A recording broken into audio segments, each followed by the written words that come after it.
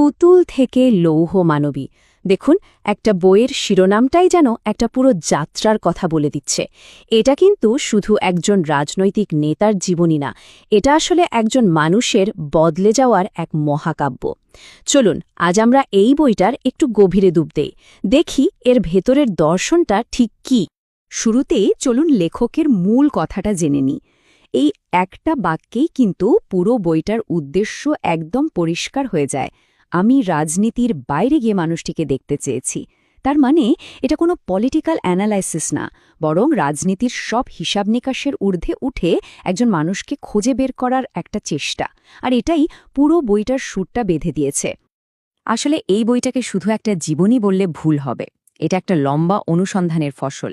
লেখকের নিজের ভাষাতেই তার টেবিলে ছড়িয়ে থাকা কয়েক ডজন খাতা, পুরনো পত্রিকার কাটিং, অসংখ্য ছবি, এই সবই কিন্তু তার ৫ বছরের কঠিন পরিশ্রমের সাক্ষী। এই দীর্ঘ সময় ধরে তিনি এমন একজনকে খুঁজেছেন যিনি একসময় পরিচিত ছিলেন পুতুল হিসেবে, আর সময়ের সাথে সাথে হয়ে উঠলেন লৌহমানবী। মানে লেখক আসলে ইতিহাসের ডেটা বা সাল তারিখের বাইরে যেতে চেয়েছেন।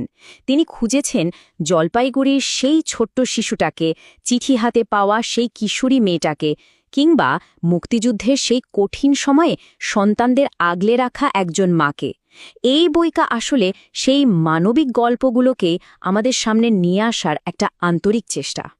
আচ্ছা, যে কোনো গল্প বুঝতে হলে তো আগে গল্পকারকে জানাটা খুব জরুরি, তাই না? তো কে এই গল্পটা বলছেন?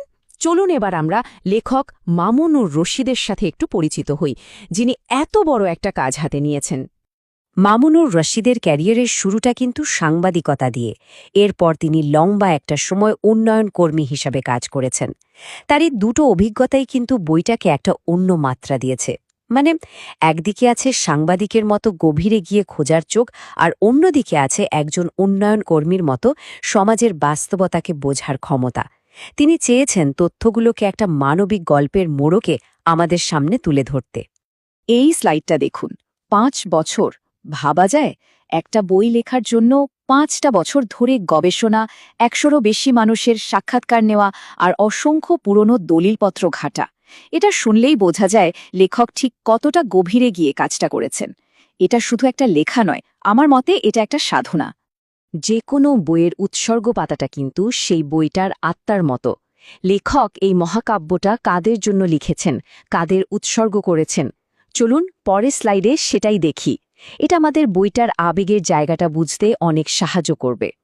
এই কথাগুলো একবার খেয়াল করুন। লেখক বইটি উৎসর্গ করেছেন বাংলাদেশের সেই সব মায়েদের যারা ঘর আর